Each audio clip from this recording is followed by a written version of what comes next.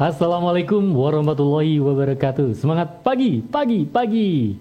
Jumpa lagi kita di PLN Korpu Podcast.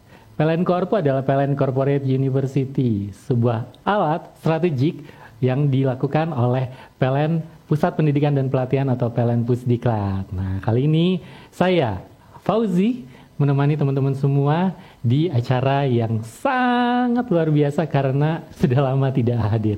Setahun loh. Well, it's okay, karena hari ini kita kedatangan bintang tamu spesial. The one and only, yaitu General Manager PLN Pusdiklat, Bapak Rio Adrianto. Assalamualaikum Bapak. Waalaikumsalam Mas Soji, senang sekali bisa bergabung di PLN. Iya, alhamdulillah ya. Di podcast sebelumnya itu ada bintang tamu dari EDTL ya, dari Timor Leste. Nah, sekarang kita di Indonesia, apalagi ini PLN Corporate University pasti lagi banyak tantangan ya. PLN sudah mencanangkan Moonshot sebagai transformasi 2.0. Nah, kalau tantangan-tantangan dari PLN Pusdiklat itu saat ini apa nih Pak? Baik Mas Soji, jadi menarik mendiskusikan terkait dengan tantangan-tantangan yang kita hadapi saat ini dan ke depan dalam waktu dekat ini, karena ternyata tidak sedikit, cukup banyak yang harus kita hadapi, tetapi kita semua tetap bersemangat dan berupaya memberikan yang terbaik untuk PLN yang kita cintai ini. Tantangan yang kita hadapi ini ada beberapa ya, kita melihat dari berbagai sudut.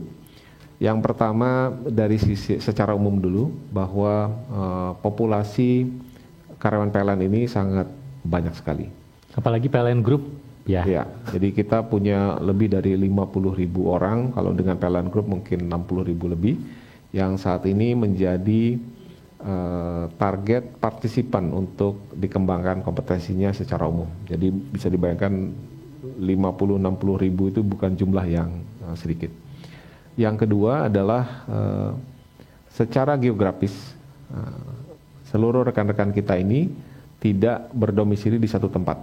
Betul sekali Pak. Mereka ini berdomisilinya ada di seluruh Indonesia. Dari Sabang sampai Merauke. Dari Sabang sampai, tidak hanya di kota-kota besar, tetapi juga di daerah-daerah yang sangat terpencil.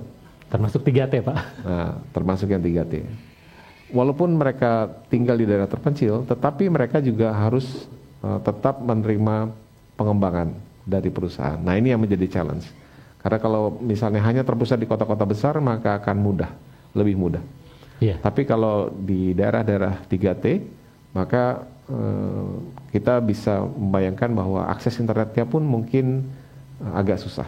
Jadi belajar secara online pun itu buat kita di sini sebuah hal yang biasa, tapi buat mereka yang jauh itu sudah hal yang sangat luar biasa, bisa mengikuti pembelajaran secara online. Jadi tantangan tersendiri lagi tuh Pak ya. Betul, betul. Kemudian yang berikutnya adalah terkait dengan generation gap.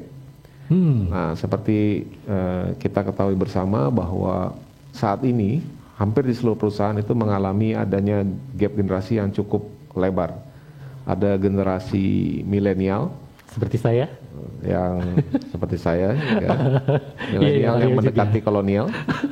Kemudian ada Gen Y, ada milenial, ada Gen Z juga saat ini.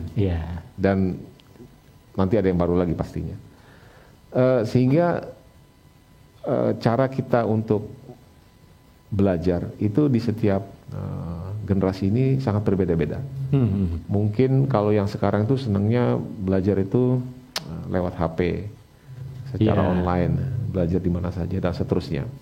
Sedangkan kalau generasi-generasi kami dulu itu lebih senang belajar itu sambil ketemu orang, sambil bersosialisasi, sambil berdiskusi, silaturahmi, belajarnya di lapangan, sambil hands on dan seterusnya.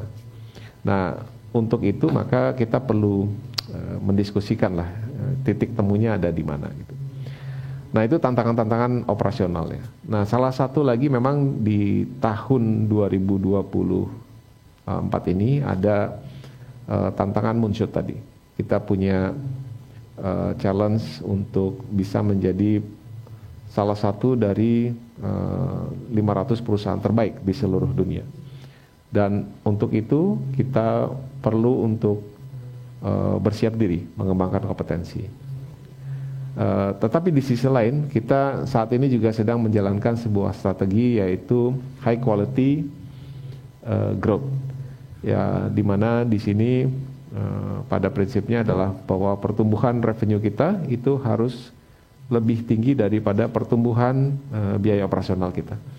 Sehingga ini in a way kita harus mengoptimalkan biaya operasional.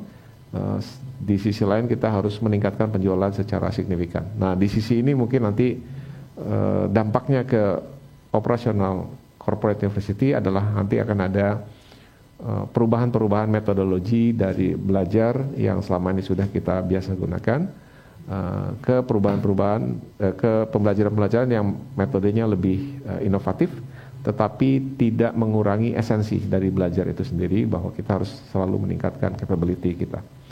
Itu mungkin beberapa challenge-challenge yang kita hadapi saat ini, Mas Haji. Terkait yang tadi ya, revenue. Nah itu PLN Corporate University jadi akan ekspansi juga nggak? Tidak hanya di PLN Group. Iya, jadi terkait dengan beyond KWH, kalau kita bilang istilahnya sekarang ini, salah satu proses pembelajaran yang juga sedang dijalankan di Corporate University. Saat ini kita sedang mendiskusikan beserta seluruh teman-teman di area mana saja, di proses bisnis mana saja yang kita bisa juga tawarkan ke rekan-rekan atau partner-partner bisnis kita di luar sana.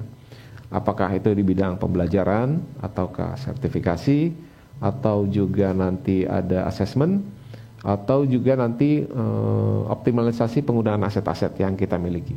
Kita punya Geraha Korpu, kita punya tempat-tempat belajar di 11 UPDL, tempat nginap, dan seterusnya ya. Jadi kita punya aset yang luar biasa sebenarnya yang bisa kita optimalkan untuk kita tawarkan juga untuk bisa digunakan oleh partner-partner kita yang ada di luar PLN.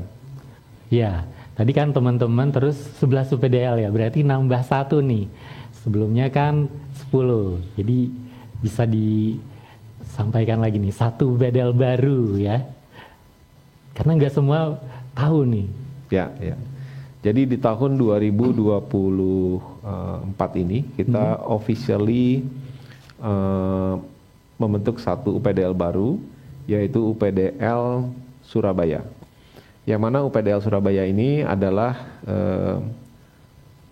pengejawantahan bentuk lain dari akademi PJB Academy yang bertransformasi ya, ganti nama ya, jadi PLN Nusantara Power ya. Jadi untuk yang PJB Academy menjadi UPDL Surabaya, sedangkan untuk yang rekan-rekan dari Indonesia Power ini bergabung ke UPDL Suralaya. Jadi penambahannya walaupun ada 2 institusi yang bergabung, tetapi hanya ada satu penambahan, yaitu di UPDL Surabaya. Oke, thank you Pak. Tantangan-tantangan sudah disebutkan. Nah, sudah disampaikan juga tentang diskusinya. Jadi kira-kira hal-hal apa saja yang akan menjadi solusi atau jawaban dari tantangan-tantangan tersebut? Baik.